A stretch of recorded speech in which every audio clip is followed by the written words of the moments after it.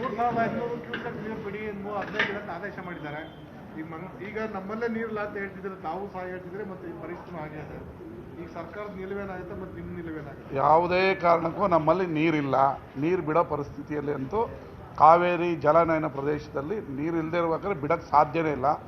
ಈ CRMA ಅವರು ಕೂಡ ತಮಿಳುನಾಡಿನ ಅಧಿಕಾರಿಗಳು, ಅಲ್ಲಿರೋವಂಥ ಕುತ್ಕೊಳ್ಳೋರು ಕೂಡ ಯಾವಾಗಲೂ ನಮ್ಗೆ ಅನ್ಯಾಯ ಮಾಡ್ತಾರೆ. ಇವರೆಲ್ಲ ತಮಿಳುನಾಡಿನ ಕೈಗೊಂಬೆಗಳಾಗಿದ್ದಾರೆ ಅಂತ ಅನಿಸುತ್ತೆ. ಇವರು ವಾಸ್ತವಾಂಶ ಅರ್ಥಕೋಬೇಕು.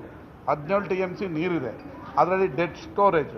ಇನ್ನು ಮಾರ್ಚ್ ಏಪ್ರಿಲ್ವರೆಗೂ ಕುಡಿಯೋ ನೀರು ಬೆಂಗಳೂರಿಂದ ಹಿಡಿದು ಮಂಡ್ಯ, ಚಾಮರಾಜನಗರ, ಮೈಸೂರು, ರಾಮನಗರ ಮತ್ತು ಕೊಳ್ಳೇಗಾಲ ಈ ರೀತಿಯ ಎಲ್ಲ ಸಿಟಿಗಳಿಗೂ ನೀರು ಕೊಡಬೇಕು. ಅದ್ರ ಜೊತೆಗೆ ಜಲಧಾರೆ ಅಂತೇಳಿ ಒಂದು ಹೊಸ ಸ್ಕೀಮ್ ತಂದು ಹಳ್ಳಿಗೂ ನೀರು ಕೊಡೋ ಮಾಡಿದ್ವಿ. ಅದನ್ನು ಕೂಡ ಕಾವೇರಿ ನೀರನ್ನು ಕೊಡೋವಂಥ ಸ್ಕೀಮ್ ಮಾಡಿದ್ವಿ. ಅದಕ್ಕೂ ನೀರು ಬೇಕು. ಇದನ್ನು ಒಂಥರ ಧೃತರಾಷ್ಟ್ರನ ಪ್ರೇಮ ಥರ ತಮಿಳ್ನಾಡಿಗೆ ಬಿಡಿ ಅಂದರೆ ಬಿಡೋಕ್ಕೆ ಸಾಧ್ಯನೇ ಇಲ್ಲ. ನಮ್ಮ ಸರ್ಕಾರ ಯಾವುದೇ ಕಾರಣಕ್ಕೂ ನೀರು ಬಿಡಬಾರ್ದು. ಬಿಟ್ಟರೆ ನಮ್ಮ ಸರ್ಕಾರ ಆಗಲಿ ಇದ್ರ ವಿರುದ್ಧ ನಾವು ಕೂಡ ಪ್ರತಿಭಟನೆ ರೈತರ ಜೊತೆ ಸೇರ್ಕೋಬೇಕಾಗತ್ತೆ. ಬೇರೆ ದಾರಿ ಇಲ್ಲ ನಮಗೂ. ಆದರೆ ನೀರು ಮಾತ್ರ ಕೊಡ್ಕೊಡ್ದು. ಈಗಲೇ ನಮ್ಮಲ್ಲಿ ಬೆಳೆದು ನಿಂತಿರೋಂಥ ಬೆಳೆಗಳು ಈಗಾಗಲೇ ಅದು ಒಣಗ್ತಾ ಇದೆ. ರೈತರಿಗೆ ಮರಣ ಶಾಸನ ಆಗಿದೆ. ಇದಾಗಲೇ ಅವರು ಸಾಲ ಸೋಲ ಮಾಡಿ ಕಬ್ಬು ಹಾಕಿದ್ದಾರೆ. ಮೊನ್ನೆ ಕುಡಿಯೋ ನೀರಿಗೇನೋ ಒಂದು 500 ಕ್ಯೂಸೆಕ್ಸ್ ನೀರನ್ನು ಬಿಟ್ಟಿದೆ. ಅದು ಮೊದಲೆಲ್ಲ 8 ಅವರಲ್ಲಿ ಬರ್ತಾಯಿತ್ತು. 500 ಬಿಟ್ಟಿರೋದ್ರಿಂದ ನಮ್ಮೂರಿಗೆ ಬರೋಕ್ಕೆ 4 ಅವರ್ ತೊಗೊಂಡಿದೆ. ಈ ರೀತಿಯ ಪರಿಸ್ಥಿತಿ ಇದೆ. ತಮಿಳ್ನಾಡವರು ಈ ಕುಚೇಷ್ಟೆಗಳನ್ನೆಲ್ಲ ಬಿಟ್ಟು ನಮಗಿಂತ ಜಾಸ್ತಿ ಮೆಟ್ಟೂರು ಡ್ಯಾಮಲ್ಲಿ ನಾವು ರಿಯಾಲಿಟಿ ಚೆಕ್ ಮಾಡಿದ್ವಿ. ಮೆಟ್ಟೂರು ಡ್ಯಾಮಲ್ಲಿ ನಮ್ಮ ಕಾವೇರಿ ನೀರಿಗಿಂತ ಜಾಸ್ತಿ ನೀರು ಸ್ಟೋರೇಜು ಅವ್ರ ಹತ್ರ ಕುಡಿಯೋ ನೀರಿಗಿದೆ. ಮತ್ತು ನಾನು ಮೊನ್ನೆ ತಮಿಳ್ನಾಡಿನ ಚಿದಂಬರಂ ಜಿಲ್ಲೆಯಲ್ಲಿ ಹೋಗ್ಬೇಕಾದ್ರೆ ನೀರು ನನ್ನ ಕಣ್ಣಾರೇನೆ ನಾನೇ ನೋಡಿ ವಿಡಿಯೋ ಮಾಡ್ಕೊಂಡ್ಬಂದಿದ್ದೀನಿ. ಸಮುದ್ರಕ್ಕೆ ಸೇರ್ತಾ ಇದೆ. ಅದನ್ನ ನೀರನ್ನು ಫಸ್ಟು ನೀವು ಉಪಯೋಗಿಸ್ಕೊಳ್ಳಿ. ಕರ್ನಾಟಕದ ತಂಟೆಗೆ ಯಾವುದೇ ಕಾರಣಕ್ಕೂ ಬರಬೇಡಿ. ಇದು ಎಚ್ಚರಿಕೆ. ಇದು ಸುಮ್ಮನೆ ನೀವು ನೀರಿಲ್ದಿರೋ ಟೈಮಲ್ಲಿ ನೀರು ಕೊಡಿ ಅಂತೇಳಿ ನೀವು ಕೇಂದ್ರ ಸರ್ಕಾರದ ಅಧಿಕಾರಿಗಳನ್ನೆಲ್ಲ ಕೈಗೆ ಹಾಕ್ಕೊಂಡು, ಆ ಕೇಂದ್ರ ಸರ್ಕಾರ ಕೂಡ ಇದು ಗೊತ್ತಿದ್ದೆ. ಇವತ್ತು 4 ಜನ ಮಿನಿಸ್ಟ್ರು ಇವರೆಲ್ಲ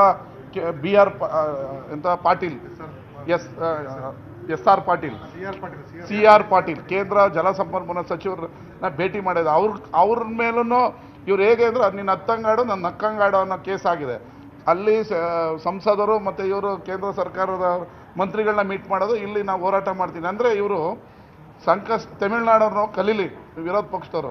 ಸಂಕಷ್ಟದ ಸ್ಥಿತಿಯಲ್ಲಿ ಅವರು ಎಲ್ಲ ಹೆಂಗೆ ಒಂದಾಗಿ ಅವ್ರ ರಾಜ್ಯದ ಪರ ಇರ್ತಾರೆ. ನಮ್ಮಲ್ಲಿ ಕಾಲು ಎಳೆಯೋದು, ಕಬಡ್ಡಿ ಆಡೋದು.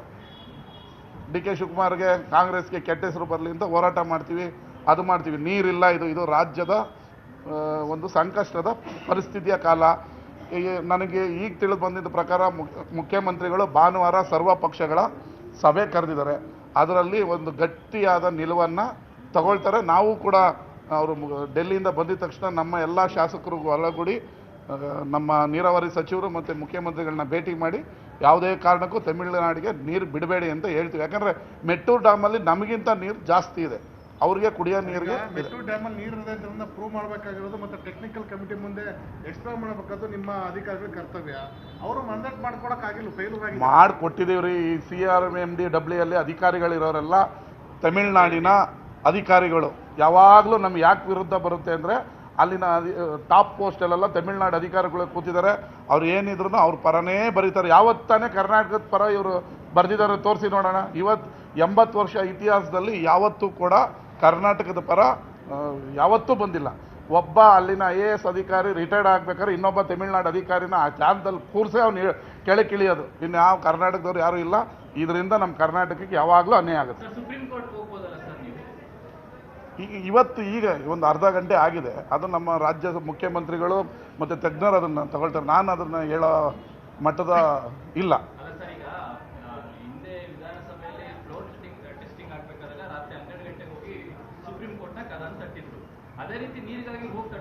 ಅಲ್ಲ, ಈಗ ಅರ್ಧ ಗಂಟೆ ಆಗಿದೆ ಬಂದು. ಚರ್ಚೆ ಮಾಡೋಣ ಅದ್ರ ಬಗ್ಗೆ ಏನು ಮಾಡ್ಬೋದು. ಈಗಂತೂ ಸದ್ಯಕ್ಕಂತೂ ನೀರಂತೂ ಬಿಡಲ್ಲ. ಪ್ರಾಣಿ ಪಕ್ಷಿಗಳಿಗೆ ಅಂತ ಒಂದು 500 ಕ್ಯೂಸೆಕ್ಸ್ ನೀರು ಅದು ಯಾವಾಗಲೂ ಹರಿತಾ ಇರುತ್ತೆ. ಪ್ರಾಣಿ ಪಕ್ಷಿಗಳು ನೀರು ಕುಡಿಬೇಕಂತ. ಅದನ್ನು ನೋಡ್ಕೊಂಬಿಟ್ಟು ಕೆಲವರು ನಾವು ನೀರು ಬಿಟ್ಟಿದ್ದೀವಿ ಅಂತೇಳಿ ಅಪಪ್ರಚಾರ ಮಾಡ್ತಾಯಿದ್ದಾರೆ. ಅದೆಲ್ಲ ಸುಳ್ಳು. ನಮ್ಮ ಸರ್ಕಾರ ನೀರು ಬಿಟ್ಟಿಲ್ಲ. ಅದು 500 ಕ್ಯೂಸೆಕ್ಸ್ ನೀರು ಯಾವಾಗಲೂ ಆ ನದಿಯಲ್ಲಿ ಹರಿಬೇಕು. ಪ್ರಾಣಿ ಪಕ್ಷಿಗಳು ಕುಡಿಬೇಕು. ಶಾಸಕರು ತಾವು ಅಲ್ಲಿ ಮಂಡ್ಯದಲ್ಲಿ ಪ್ರೊಟೆಸ್ಟ್ ಮಾಡ್ತಾರೆ. ನೀವು ರೈತರ ಜೊತೆ ಪ್ರೊಟೆಸ್ಟಿಂಗ್ ನಾಳೆ ಕೂರ್ತೀರಾ ಅಥವಾ ಕೇವಲ ಹೇಳಿಕೆಗೆ ಮಾತ್ರ ಸೀಮಿತ ಆಗ್ತೀರಾ? ನಾವು ಹೇಳಿಕೆ ಮಾಧ್ಯಮ ಹೇಳಿಕೆಗೆ, ಪ್ರಚಾರದ ಹೇಳಿಕೆ ಸೀಮಿತ ಆಗ್ತೀರಾ? ರೈತರ ಜೊತೆ ತಾವು ಧರಣಿ ಕೂರ್ತೀರಾ? ನಾಳೆ ಬಿಜೆಪಿ ಅವರು ಅಲ್ಲಿ ಪ್ರತಿಭಟನೆಗೆ ನಾಳೆ ಹೋಗ್ತಿದ್ದಾರೆ. ಬಿಜೆಪಿ ನೀವು ಕೂಡ ಅಲ್ಲಿನ ಭಾಗದ ರೈತರ ಮತದಾನದ ಋಣ ಇರೋದ್ರಿಂದ ಅವ್ರ ಜೊತೆ ಪ್ರೊಟೆಸ್ಟಿಂಗ್ ಕೂರ್ತೀರಾ ಅಥವಾ ಹೇಳಿಕೆಗೆ ಮಾತ್ರ ಸೀಮಿತ ನನ್ನ ರೈತರ ಕಮಿಟ್ಮೆಂಟು ಯಾರೂ ಪರೀಕ್ಷೆ ಮಾಡೋಂಥದ್ದು ಇಲ್ಲ. ಮೊನ್ನೆ ನಾನು ನೀರು ಬಿಡಿಸ್ತೀನಿ ಅಂತ ಹೇಳ್ಬಿಟ್ಟು 15ನೇ ತಾರೀಕು ನಮ್ಮ ಕುಡಿಯೋ ನೀರಿಗೆ ನೀರನ್ನು ಬಿಡಿಸಿದ್ವಿ. ರೈತರ ಪರ ಅವಶ್ಯಕತೆ ಅಂತಲ್ಲ, ರೈತರ ಪರ ನಾವು ಇದೀವಿ. ಹೋರಾಟ ಮಾಡಬೇಕು ಅಂದರೆ ನಮ್ಮ ಸರ್ಕಾರದ ವಿರುದ್ಧ ಹೋರಾಟ ಕೂಡ ಮಾಡ್ತೀವಿ. ಆದರೆ ಅದಕ್ಕಿಂತ ಮುಖ್ಯವಾಗಿ ನಾವು ನೀರು ಬಿಟ್ಟಿಲ್ಲ. ಈಗ ಅಲ್ಲಿ ಪ್ರತಿಭಟನೆ ಮಾಡ್ತಾ ಇರೋದು ಇನ್ನೊಂದು ವಿಚಾರ. ನೀರು ಬಿಟ್ಟಿದ್ರೆ ನಾವು ಹೋಗಿ ಅಲ್ಲಿ ಕೂರ್ಬೋದೆ. ನೀರು ಬಿಟ್ಟಿಲ್ಲ. ಬಿಡದೇ ಇರ್ಬೇಕಾದ್ರೆ ಯಾರ ಮೇಲೆ ನಾವು ಪ್ರತಿಭಟನೆ ಮಾಡಲಿ? ನೀರು ಬಿಟ್ಟಿಲ್ಲಲ್ಲ. ಬಿಜೆಪಿ ಹೋಗ್ತಿದ್ದಾರೆ ಸರ್. ಅವರು ಟೈಮ್ ಪಾಸ್ ಮಾಡೋದಕ್ಕೆ ರಾಜಕೀಯ ಲಾಭ ಪಡ್ಕೊಳ್ಳೋಕೆ ಹೋಗ್ತಾ ಇದ್ದಾರೆ. ಈ ನಿಯೋಗ ಇಲ್ಲೂ ತೊಗೊಂಡೋಗ್ಬೋದು, ಡೆಲ್ಲಿಗೆ ತೊಗೊಂಡೋಗಿ ಅವರ ಪ್ರೈಮ್ ಮಿನಿಸ್ಟ್ರು, ಅವರ ನೀರಾವರಿ ಸಚಿವರ ಮೇಲೆ ಒತ್ತಡ ಹಾಕಲಿ, ಆಗ ಅನುಕೂಲ ಆಗುತ್ತೆ. ನೀವು ಡ್ಯಾಮ್ ನೋಡ್ಕೊಂಬಂದು ಏನು ಅನುಕೂಲ ಆಗುತ್ತೆ? ಡ್ಯಾಮ್ ನೋಡ್ಕೊಂಬರೋದ್ರಿಂದ BJP-ಅವ್ರಿಗೆ ಏನು ಅನುಕೂಲ ಆಗ್ತದೆ? ಏನೋ ಮಳೆಗೆಳೆ ತರಿಸ್ತಾರಾ? ಪೊಲಿಟಿಕಲ್ ಗೇನ್ ಅಷ್ಟೇ. ಅವ್ರು ಬೇರೆ ಏನೂ ಇಲ್ಲ. ಪೊಲಿಟಿಕಲ್ ಗೇನ್ಗೆ ಏನು ಮಾಡಬೇಕು ಅದನ್ನು ಅವರು ಮಾಡ್ತಾ ಇದ್ದಾರೆ. ನೀವು ನಿಜಕ್ಕೂ ರಾಜ್ಯದ ಜನದ ಋಣ ತೀರಿಸಬೇಕು, ಕಾವೇರಿ ಒಡಲಿನ ರೈತರಿಗೆ ನ್ಯಾಯ ಕೊಡಿಸ್ಬೇಕಂದ್ರೆ ಕೇಂದ್ರಕ್ಕೆ ನಿಯೋಗ ತಗೊಂಡು ಹೋಗಲಿ, ಇಲ್ಲ ಇಲ್ಲಿ ಸರ್ವ ಪಕ್ಷಗಳ ಸಭೆ ಮಾಡ್ತಾರಲ್ಲ ಅಲ್ಲಿ ಬಂದು ಸಲಹೆ ಕೊಡಲಿ. ಹೋಗಿ ಅಲ್ಲಿ ಹೋರಾಟ ಮಾಡ್ಕೊಂಡು ಟೈಮ್ ಪಾಸ್ ಮಾಡಿಕೊಂಡು ಏನಾದರೂ ಮಾಡ್ಕೊಂಡು ಬರ್ಬೋದು ಅಷ್ಟೇ. Monday CM Vijay Tamil Nadu CM ಬರ್ತದೆ sir. I you supporting hour oppose? ಅದೇ, ನೀವು ವಿಜಯ್ ಅವರು ರಾಜ್ಯಕ್ಕೆ ಬರೋದನ್ನು ಮುಕ್ತ ಮನಸ್ಸಿನಿಂದ, ಒಳ್ಳೆ ಮನಸ್ಸಿನಿಂದ ನಾವು ಸ್ವಾಗತಿಸ್ತೀವಿ. ಆದರೆ ಈ ಥರ ಕಿರಿಕ್ ಮಾಡ್ಕೊಂಡು ಬರೋದ್ರಿಂದ ಯಾರಿಗೂ ಲಾಭ ಇಲ್ಲ. ನೀವು ಅವ್ರು ಬರೋದು ಒಳ್ಳೆಯದೇ.